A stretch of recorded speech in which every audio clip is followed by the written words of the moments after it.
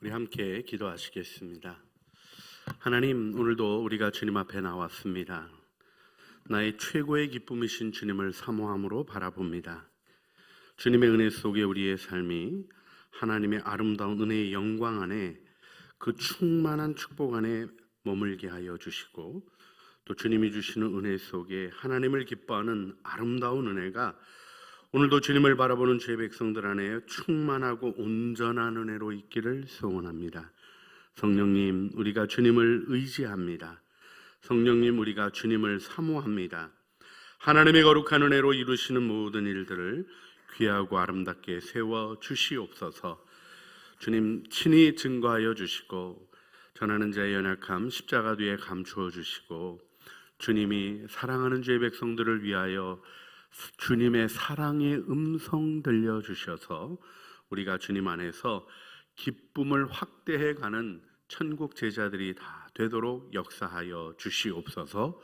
우리 구주 예수 그리스도의 이름으로 기도합니다. 아멘. 우리 빌립보서 2장에 우리 한 부분을 읽었습니다. 빌립보서는 바울이 빌립보 교회에 보낸 편지입니다. 여러분, 우리가 먼저 빌립보 교회가 어떻게 생겨지게 되었는가를 생각해 보면 거기 참 아름다운 은혜들이 있었던 것을 보게 됩니다.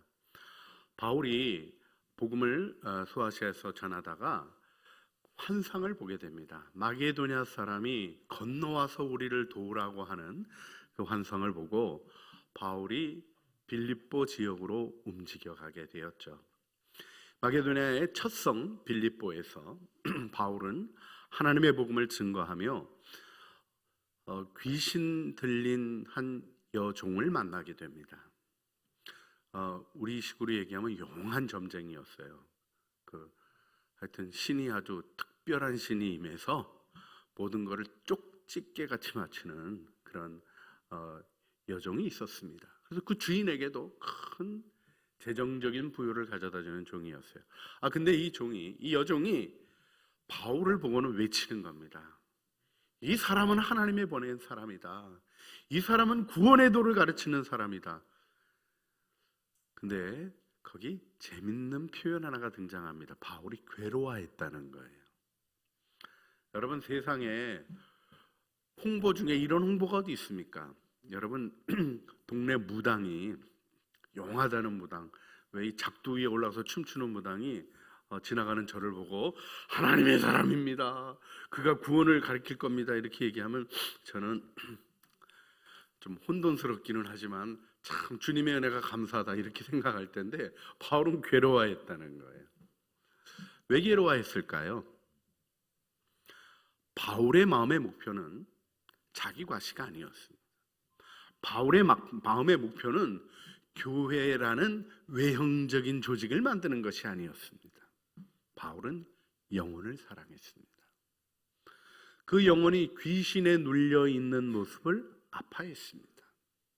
그리고 그렇게 증거되는 것으로 이루어지는 복음 증거는 아무 소용이 없는 걸 너무나 명확히 알고 있었던 것입니다. 생명의 복음이 일어나는 것 외엔 다른 아무 소망이 없었던 바울의 마음에는, 그래서 영혼을 아파하는 것과 무언가 괜찮은 소리를 해주는 것 같지만 진리의 복음을 오히려 가로막는 일에 대한 아픔과 괴로움이 있었던 것입니다.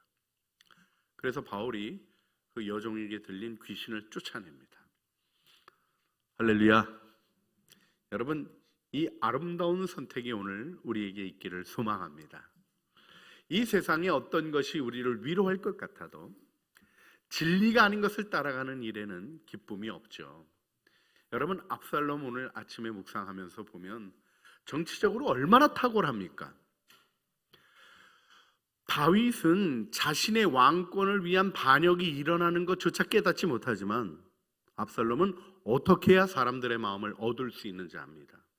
근데 재밌는 표현은 압살롬이 사람들의 마음을 훔쳤다라는 표현이죠. 여러분, 훔친 물건이 제 값을 받을 수 있습니까?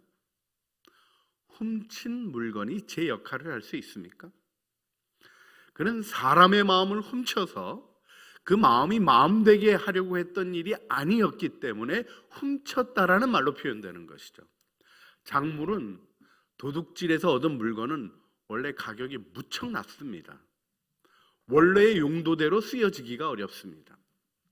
그가 훔쳤다라고 성경이 그의 행동을 고발하는 것은 그는 사람의 마음을 얻어서 그 일로 함께하는 아름다운 공동체를 이루고자 하는 마음이 없었고, 그 사람을 활용해서 이용해서 자기가 원하는 것을 이루려는 마음뿐이었기 때문입니다. 여러분, 우리가 우리의 삶 속에 때로는 어쩌면 압살롬과 같이 수사학적으로 말이 현란하고 정말 재판정에 있는 무언가 제대로 될 수 없는 요소를 가지고 사람들의 마음을 내게로 끌고 오는 그런 놀라운 능력이 있는 것을 부러워할 수도 있을지 모르겠습니다. 사실 저는 가끔 그런 게 부러울 때가 있어요. 어쩌면 저분은 저렇게 활용도 잘하신다, 뭐 이런 마음이 들 때도 있어요. 그런데요, 더 중요한 것은 무엇입니까? 그 마음 안에 한 가지 없는 것, 여호와를 경외하는 마음이 없으니까 중심이 없어 흔들리게 됩니다. 여러분, 오늘 우리가 기쁨이라는 주제를 가지고 함께 다시 생각하는데요, 계속해서 여러분들이 기쁨이라는 주제로 하나님의 말씀을 들어가는 일을 지금 기도하고 계획하고 진행하고 있습니다마는, 오늘 기쁨 배달부라는 이 제목 속에서 여러분이 느끼고 감지하시는 대로 우리 안에 진정한 마음의 중심의 기쁨이 있고, 이 기쁨의 파장으로 우리 가정과 교회와 공동체와 나라와 열방을 채워가는 아름다운 은혜의 소망을 가지며 오늘 함께 기도하기를 원합니다. 할렐루야. 그래서 먼저 자신을 점검하는 일을 해보셔야 합니다. 나는 기쁨을 배달하는가, 불편함을 배달하는가? 나는 하나님의 기쁨을 배달하는가, 분노와 원망을 배달하는가? 나는 하나님을 향한 충성된 기쁨을 배달하는가, 아니면 세상의 허망한 것들로 요동하는 것들을 배달하는가? 여러분, 울림이 일어나서 울려집니다. 그러면 그 울림이 만드는 소리에 의한 결과가 나타나지게 됩니다. 여러분의 삶에 아름다운 기쁨의 열매들이 가득하시고, 기쁨의 통로가 되시고, 기쁨의 전달자가 되어주시고, 기쁨의 울림이 더욱 크게 울려 퍼지게 하시는 하나님의 자녀들로 견고히 서시기를 주님의 이름으로 축원합니다. 그래서 옆에 있는 분을 꼭 축복해 주셔야 돼요. 당신이 바로 기쁨의 배달부이십니다.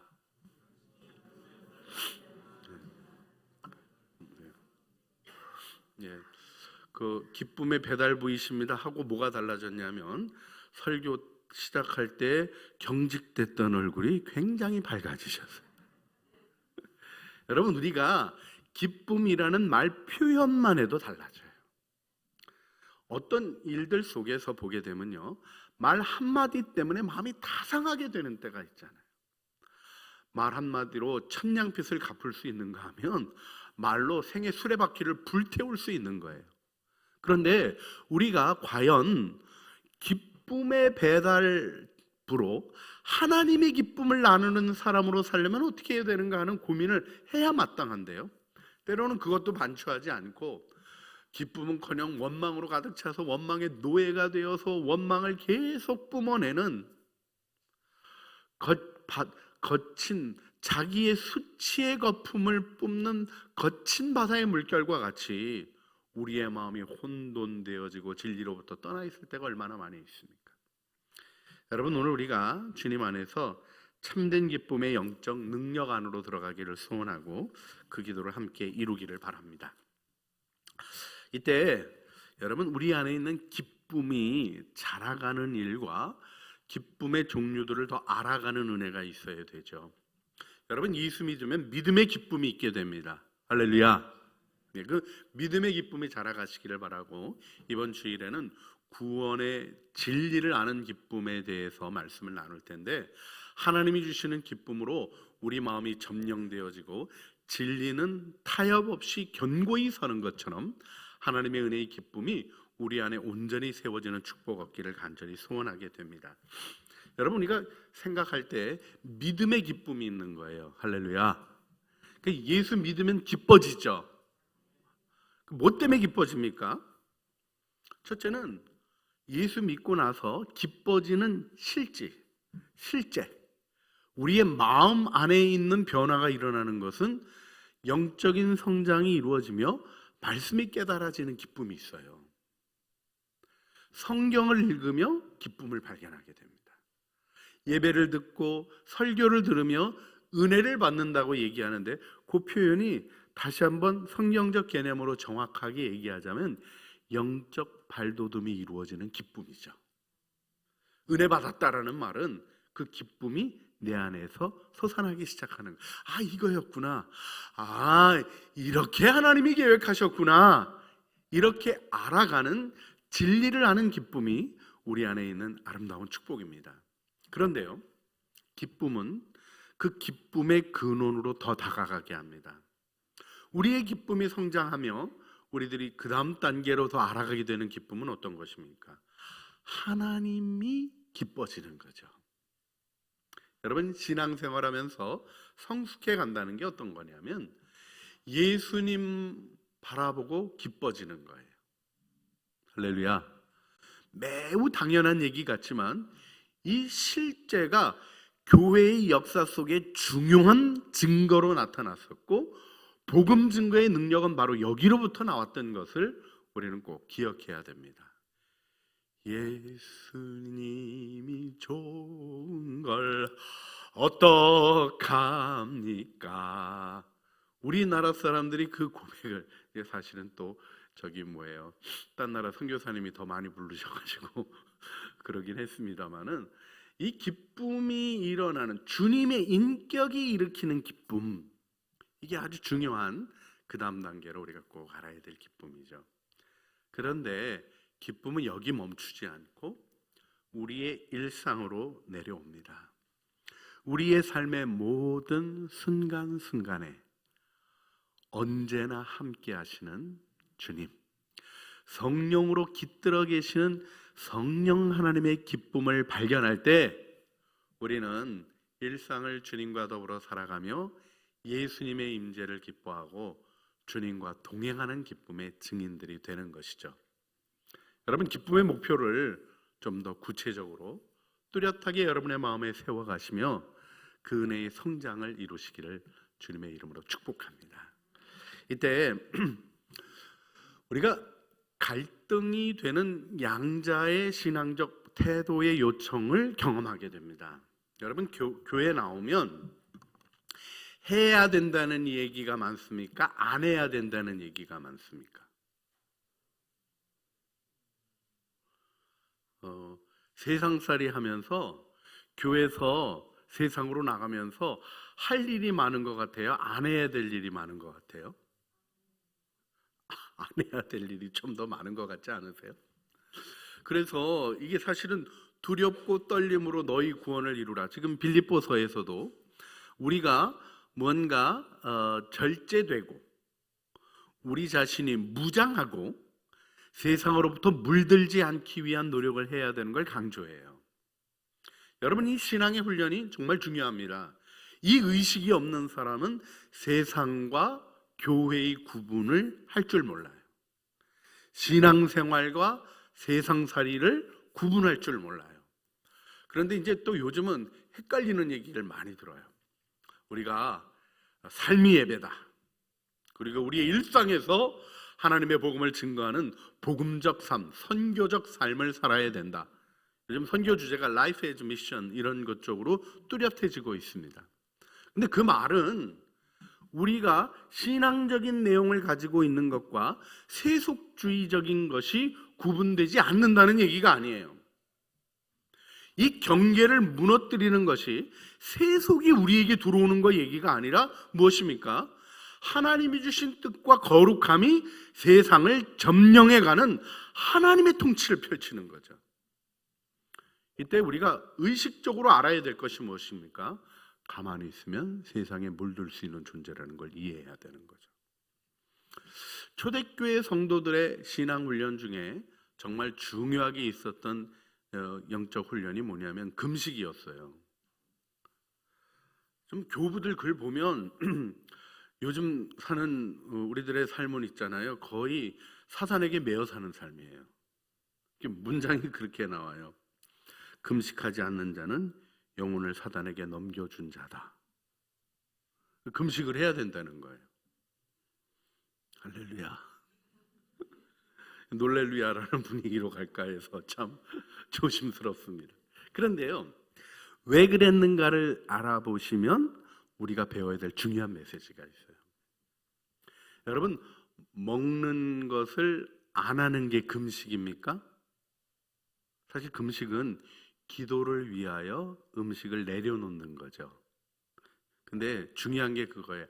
안 먹고 금식 기도하는 금식 기도. 저도 어렸을 때 이제 금식 기도 끌려가면 끌려가는 거죠. 뭐 가고 싶어서 갔겠어요. 끌려가면 이걸 어떻게 잘 견디고 나오나 들어갈 때부터 참 심각하게 근심이 됩니다. 그리고는 금식하는 시간을 잘 견디는 방법이 뭐예요? 안 해보셨나 봐요. 자는 거예요. 금식 기도원에 가면 수많은 사람이 자고 있어요. 왜냐하면 눈 뜨면 배고프고 생각나니까 그냥 몽롱하게 재우는 거죠. 그럼 기도를 하는 건가요? 안 하는 건가요? 핵심을 놓친 거예요. 금식 기도는 어떤 것이냐면 음식을 내려놓는 단계로 들어가는 겁니다. 사실은 좀 속도 잘 비우고 물도 많이 마시고 가스 차가지고 막 그 머리 아프고 이런 단계를 좀 넘어서는 금식의 훈련과 도움을 받을 필요들이 있는데요. 그래서 단계가 좀 지나면 먹지 않아도 하나님의 말씀만으로 얼마나 만족한지 은혜의 단계로 들어가는 발돋움이, 영적인 발돋움이 이루어지죠. 그렇게 되면 어떤 은혜를 우리가 경험하게 됩니까? 그래, 꼭 먹어야만 되는 건 아니었어. 이걸 알게 됩니다. 그게 중요했다는 거예요. 여러분, 초대교회 교부들이 영적인 훈련을 할 때 모든 욕심을 다루는 것과 따로 띄어서 탐식을 다뤘어요. 음식을 탐하는 것. 여러분, 음식을 탐하는 건 죄예요. 왜요? 그것이 우리를 넘어뜨리는 것이기 때문에 그래요. 참 먹는 거 좋아하는 홍기영 목사가 얘기하니까 헛갈리시나 봐요. 저는 하나님이 음식을 저희를 위해서 주셨다고 굳게 믿는 사람입니다. 맛있는 음식은 왜 생겼나? 하나님이 나 먹으라고 만들어 주셨다. 이걸 굳게 믿는 사랑의 아버지께서 우리 먹고 살게 하셨다라는 것을 확신하고 있고, 하늘나라 가면 안 먹나? 아니다, 천국 잔치라 그랬다. 그날 거기 가도 먹을 거 있다. 이렇게 믿는 사람입니다. 그런데요, 뭐가 돼야 되냐면 음식을 내려놓는 단계에서 우리가 우리의 마음을 보면 깨달아야 될 것이 하나 있어요. 보통 어떻게 우리가 욕심으로부터 무너지냐면, 어떻게 밥 안 먹고 살 수 있어? 밥 먹어야 사는 거지. 그러니까 밥 먹는 건 어쩔 수 없는 거야. 어쩔 수 없는 거야로 가져올 때 탐식의 영이 우리를 점령합니다. 여러분, 우리가 마음으로부터 이 세상의 것을 몰아내는 훈련을 철저히 해야 되는 것은 삶에 너무나 당연하고 익숙하고 해야만 하고 하지 않고는 살 수 없을 것 같은 그 일도 나는 죽고 예수님이 사십니다는 믿음의 고백으로 세울 때 우리는 세상을 점령하는 믿음의 용사로 서게 되는 것입니다. 할렐루야. 수요기도에 나오셔서 기도하시는 여러분들, 여러분 이렇게 주중에 다시 주님 앞에 나오고 기도하실 수 있는 축복은 아무나 받는 게 아니에요. 여러분들이 용사로 서셔야 됩니다. 주일 예배 한 번도 제대로 드리지 못하는 그분들이 어떻게 하나님의 일들을 이루어갈 수 있겠어요? 저희가 폄하하거나 구별하거나 차별하고자 해서 하는 말이 아닙니다. 우리들이 주님의 은혜를 받고 주님의 은혜 안에 변화되어서 우리들이 기쁜 메신저가 되어야 세상이 염려에 잠겨있고 세상의 일에 시달리는 이들 멀리 있지 않아요. 우리의 자녀들이 이 세상에 공부해야 된다, 비교하고, 그리고 비교해서 이기면 괜찮은 것 같고, 아니면 그냥 인생 망한 것 같고, 시험 잘 보면 인생 살아나서 영웅된 것 같고, 시험 망하고 나면 완전히 지옥으로 바로 떨어진 것 같고, 이런 상황 속에서 살아가는 우리의 아이들의 피폐한 영혼이, 우리의 자녀들과 우리 손자 손녀들의 그 피폐한 영혼이 어디서 위로를 받고 힘을 얻을 수 있겠습니까? 구별된 영혼이 가지고 있는 하나님의 기쁨, 이게 교회가 오랫동안 증언해온 믿음의 능력 아닙니까? 우리가 그 일을 사모함으로 주님 앞에 기도하기를 원하는 것입니다. 그래서 금식, 금욕 이런 것들에 대한 거가 성경에서 아주 중요하게 강조되는데, 그와 함께 또 생각하게 되는 게 뭐가 있어요? 우리는 신앙 고백으로 성도의 교제를 고백합니다. 여러분, 성도들과 함께 만나서 성도 교제할 때 주로 뭐 해요? 밥 먹어요. 얘기해요. 그렇죠? 여러분이 교회 오게 되면 이제 우리 창조교회가 이제 점심을 열심히 노력하잖아요.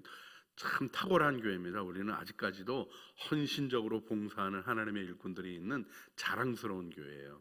요즘 돈 주고 하라 그래도 잘하기 어려운 게 교회 봉사예요. 일주일에 한 번 하는 것 같고 돈이 안 되거든요. 그래서 돈벌이로 접근하기는 그렇고, 그렇다고 봉사하자니 너무 힘들고. 근데 우리 교회는 참 할렐루야 이렇게 섬기시는 분들이 있어요. 그러니까 교회 와가지고 주일날인데 점심을 왜 먹어? 그거 선교헌금하고 굶어이지. 이런 얘기 안 하시는 분, 이런 얘기 하시는 분 없어서 참 감사해요. 그런데요, 그런 의식으로 잘못 갈 수도 있어요. 기쁨의 구조 없이 주님의 일을 하는 것? 아니에요. 금식도 결국은 어떤 일로 이루어집니까? 음식을 내려놓고 하나님께 나가는 거가 기쁨이 되는 걸로 이루어지는 거예요. 신앙생활은요, 이 역설적인 것들을 하나님 안에서 다이나믹하게 새롭게 경험하는 거예요.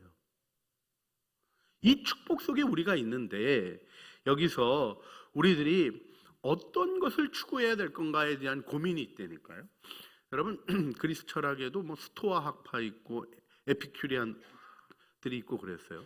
스토아가 강당이잖아요. 강당에서 아주 칼 같은 얘기를 하는 학파가 있었고, 이게 에피큐리안들이 좋아하는 게 정원이거든요. 정원에서 잔치하는 거 좋아하는 철학자들이 있었어요. 어느 쪽으로 가고 싶으세요?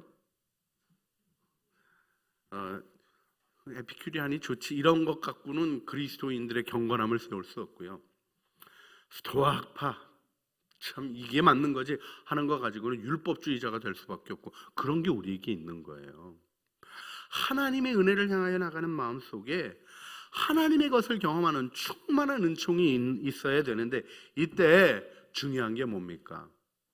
세상의 일을 세상의 일로 보지 않고 하나님의 은혜를 경험하는 능력으로 경험하는 아름다운 축복이 있는 거죠. 결혼한 지 얼마 안 됐던 가정이 있었어요. 아기 하나 있고 임신 하나 6개월쯤 됐을 때, 이 남자분이 교회를 따라가기는 하는데 아내가 이제 사랑스러워서 결혼하고, 이제 아내가 조건으로 예수 믿어야 된다니까 이제 믿기 시작하기로 한 거예요. 정말 억지로 가는데 이제 옛날 습관을 버리지 못해서 술을 드셔요.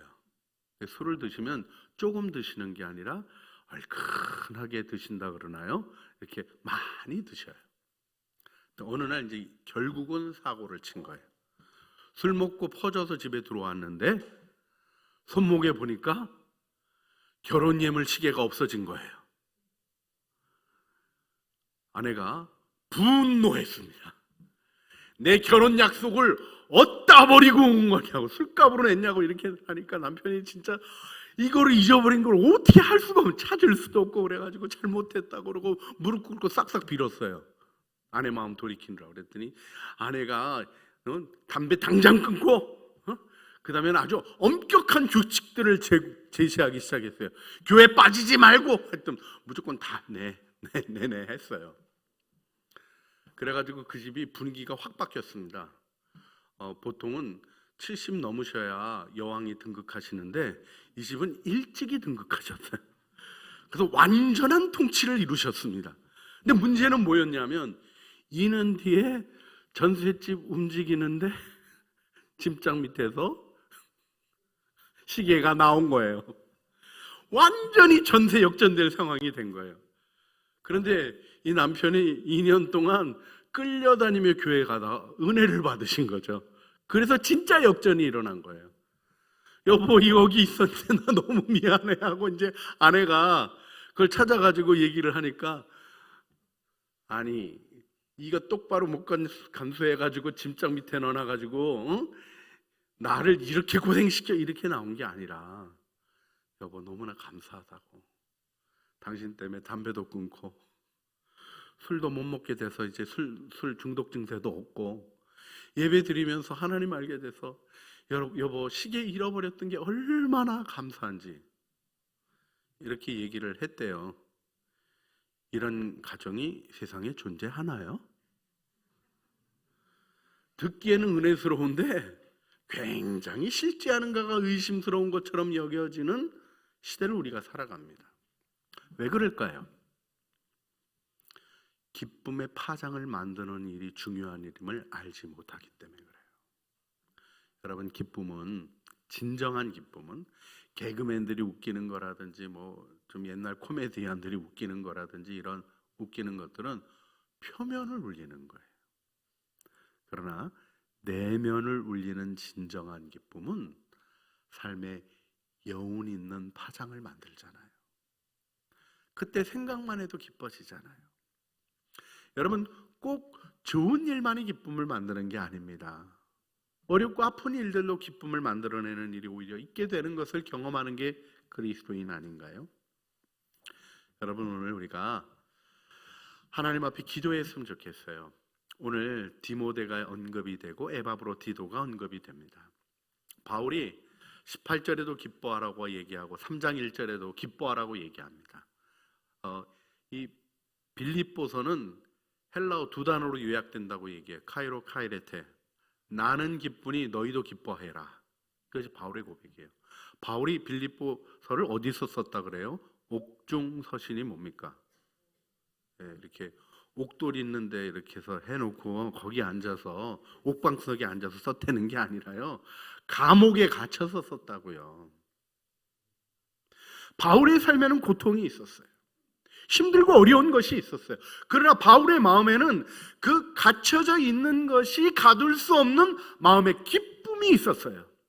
그런데 그 기쁨을 전달하는 디모데가 있었고 에바브로디도가 있었습니다.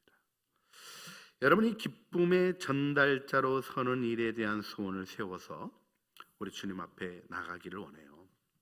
기뻐해야 된다, 기뻐해야 된다. 말이 쉽지 기뻐집니까? 기쁨을 나누는 사람이 있어야 되는 것이죠. 이때 디모데에 대해서는 무엇을 얘기합니까? 누가 기쁨 배달부가 될 수 있습니까? 20절에 마음을 같이하여 너희 사정을 진실히 생각할 자가 이 사람밖에 내가 없다 이렇게 얘기해요. 여러분 기쁨을 같이 하려면 마음을 공감하는 능력이 있어야 되죠. 내가 기쁜데 아유 기쁨도 모르는 저 무지랭이 같은 인생 이렇게 나오면 기쁨이 전달이 됩니까? 안 됩니까? 안 되는 거죠. 나의 기쁨이 하나님의 은혜인 줄 알고 당신도 기뻐졌으면 좋겠습니다 하는 마음을 가지고 할 때 중요한 부분이 뭐냐면 너희 사정을 진실히 생각한다. 진실이라는 말에다 밑줄 그으셔야 돼요. 진실이 생각할 수 있는 은혜가 있어야 되는데 그 일의 비밀이 뭐냐면 21절 말씀이에요. 사람들은 다 자기의 일을 생각하는데 디모데는 그리스도의 일을 생각한다. 여러분 예수 그리스도의 일을 생각하는 신실한 그리스도인들이 되시기를 주님의 이름으로 축복합니다. 여러분 기쁨 배달부가 기쁠까요? 안 기쁠까요? 기뻐요. 여러분 기쁨 배달부는 기쁨으로 충만해서 길에다가 기쁨을 줄줄줄줄 흘리고 가는 사람이에요. 우리 배달할 물건은요 잘 놔뒀다가 요 사람한테만 딱 조이지 하는 게 아니에요. 온통 흘리고 다녀도 아무 문제 없고 가서도 풍성히 흘러나는 것들이에요. 그 일이 어떻게 가능합니까? 예수님의 일을 생각하는 사람이 돼야 돼요. 자기의 일이라는 거가 한마디로 얘기하면 어떤 거예요? 내가 원하는 거예요. 내가 하고 싶은 거예요. 내게서 이루어졌으면 좋겠는 거예요. 그걸 추구하는 일에는 기쁨의 파장이 바로 줄어들 뿐만 아니라 소멸되어집니다.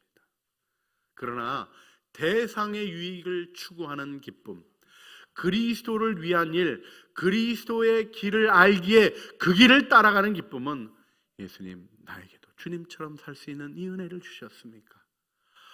주님께서 이렇게 하시며 기쁘셨습니까? 이 어려움 속에서도, 이 희생 속에서도 주님 그래서 걸어가신 겁니까? 하는 신앙의 비밀을 깨닫는 기쁨이 정말 아름다운 파장으로 일어나도록 축복받은 것 아니겠어요? 그 일이 특별한 일들, 다른 사람들은 깨닫지 못할 일들, 그렇게 제한되는 게 아니라요, 아침에 묵상하고 그 말씀을 저녁에 돌아볼 때 이루신 은혜로 기뻐질 때 그 기쁨을 무엇과 비교할 수 있겠습니까? 하나님의 은혜로 가득 채워지는 아름다운 은혜 속에 서시기를 정말 바라는 거예요. 그런데 이때 중요한 게 있습니다. 디모데가 고생을 했나요? 안 했나요? 바울과 함께 무척이나 고생을 한 게 확인이 됩니다. 자식이 아비의함과 같이 나와 함께 고난을 위해서 수고했다, 복음을 위해서 수고했다, 이 고난의 얘기가 나와요. 아버지가 나가셔서 열심히 일하시고 힘들게 일하시면 자식된 도리가 쳐다보고 참 놓친네, 저렇게 힘 빼고 있네, 이렇게 해야 되는 건 아니죠. 근데 요즘 거의 그런 분위기예요. 뭘 저렇게 쓸데없이 하고 있는 일을 존중하고 어렵게 진행하는 일을 귀히 여기지 못하니까 이 시대가 축복조차 축복으로 인식하지 못하는 망가진 일들이 생겨지는 겁니다. 그런데 아들이 아버지에게 함과 같이 디모데에게, 바울에게 했다는 게 뭡니까? 함께 고난을 견딘 거죠. 함께 고난을 받은 겁니다. 여러분, 우리가 신앙의 기쁨을 전달하는 기쁨 배달부로서 기억해야 될 우리가 사는 세상은 아담의 범죄로 말미암아 타락한 고통과 악이 있는 세상입니다.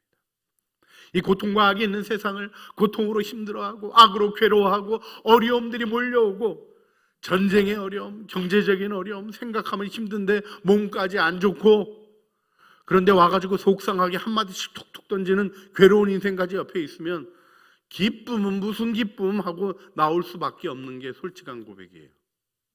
그런데 그게 우리의 정체가 아닙니다. 우리는 하나님 앞에 살도록 축복받았고 그 하늘의 기쁨을 아는 자로 전달하도록 축복받았어요. 그래서 고난이 오히려 기쁨이 되는 거예요. 자, 에바브로디도에 대해서 얘기할 때 함께 수고하고 함께 군산된 자로서 너희를 위하여 너희에게서 보내져서 나의 부족한 것을 돕는 자가 되어 주었다 하는 이 에바브로디도 병이 들었어요. 죽게 됐어요. 그런데 하나님이 그를 살리셔서 모두의 기쁨이 되게 하셨어요. 우리 신앙의 아름다움은 무엇입니까? 우리의 고통스러운 것이 오히려 기쁨의 제목으로 변화되어지는 하나님의 능력을 경험하는 것 아니겠습니까? 할렐루야. 우리가 기쁨 배달부로 우리를 세워가는 아름다운 은혜가 있기를 놓고 기도했으면 좋겠어요. 그런데요, 기쁨에 있어서 중요한 게 있어요. 오늘 이제 23절 보면 내가 곧 디모데를 보내기를 원한다 하는 표현이 나오고요, 24절에 나도 속히 가기를 원한다, 이런 마음이 나와요. 늦추지 않고 그 기쁨을 자기 안에 있는 충만한 느낌 그대로 전달하려는 마음이 있는 거예요. 여러분, 기쁨은 나눔 속에 아름답게 이루어지게 되는데, 이때 바울이 요청한 게 뭐냐면 에바브로가 오면 기쁨으로 영접하고 이런 사람을 귀히 여겨달라고 부탁을 합니다. 여러분, 기쁨 배달부가 되는 것도 중요하지만 기쁨 배달부를 세우는 문화를 일으켜야 돼요. 바른 말하고 옳은 말하고 이런 거가 중요한 게 아니에요. 제가 새벽에도 한번 나눴습니다마는 바른 말이 있고 좋은 말이 있어요. 바른 말로 세상이 변화되지 않는 거 보잖아요. 우리 TV 보면 다투는 게 누가 옳은가 갖고 다투잖아요. 그래서 결론 나는 거 보셨나요? 못 보셨나요? 아주 옳은 얘기가 증거까지 딱 돼가지고 딱 얘기하면 될 것 같아가지고 첫 번째 딱 터뜨렸더니 그 말이 사실인가 아닌가 흐릿흐릿하게 만드는 실력 있는 상대방이 다 흐려놓고 흐지부지 해가지고 이게 무슨 말인가 싶어. 그렇게 어지러워지는 경험들 하죠. 왜요? 옳은 말이 추구하는 것은 약하거든요. 아름다운 것이 견고한 것입니다. 좋은 것이 견고한 것입니다. 그런데 이 좋은 것을 함께 격려하는 문화, 존중해주는 문화가 필요한 거예요. 여러분 옆에 있는 분이 사랑스러운 기쁨 배달부인 것을 믿으십니까? 예. 그러면 고백하셨으면 좋겠어요. 저는 당신을 존중합니다. 예. 처음에 당신이 기쁨 배달부입니다 하고 얼굴이 좀 바뀌었다 그랬는데요. 이 표현하시니까 품이 있어지시는 것 같아요. 여러분 우리가 품위가 어디 딴 데 있겠습니까? 조금 가벼운 목사랑 지내시느라고 힘든 것들도 많으시겠지만 우리 안에는 있잖아요. 정말 중요한 품위가 있잖아요. 빼앗길 수 없는 하나님이 만드신 존귀함. 그걸 귀히 여기는 문화 속에 우리는 하나님의 은혜 역사 속에 기쁨 배달부가 될 뿐만 아니라 기쁨 배달부를 격려하고 기쁨 배달부로 가득하게 하는 아름다운 공동체를 이룰 수 있는 줄 믿습니다. 할렐루야. 창조교회가 이 시대 가운데 전쟁의 두려움 속에서 핵의 위협 속에서 국가적인 위기를 어떻게 해야 될까 생각하면 정말 근심스러운 이 시대 속에서 기쁨 배달부로 기쁨이 모든 것을 이겨가게 하는 영광을 나타낼 줄 믿습니다. 그래서 우리 함께 기도했으면 좋겠어요. 자기 일이 아니라 그리스도의 일을 구하는 기쁨 배달부가 되게 하여 주시옵소서. 내 자신이 고난으로 어려워하고 힘들어하기보다는 모든 것이 기쁨으로 바뀌게 하는 하나님의 은혜와 능력을 증언하는 증인이 되게 하여 주시옵소서. 그리고 우리가 기쁨으로 영접하고 존귀하게 여기는 기쁨 배달부들을 격려하고 세워가는 기쁨 충만한 공동체가 되게 하여 주시옵소서. 우리 주여 세 번 부르시죠. 주님 앞에 기도하시겠습니다. 주여 주여 주여. 우리의 기도를 들으시는 주님 우리를 은혜 안에 세워주시기 바랍니다. 하나님 우리가 기쁨 배달부가 되기를 원합니다. 자기 일이 아니라 그리스도의 일을 구하는 진정한 기쁨의 사람이 되기를 소원합니다. 우리 안에서 기쁨이 일어나게 하시고 우리 안에서 기쁨이 세워지게 하여 주시옵소서.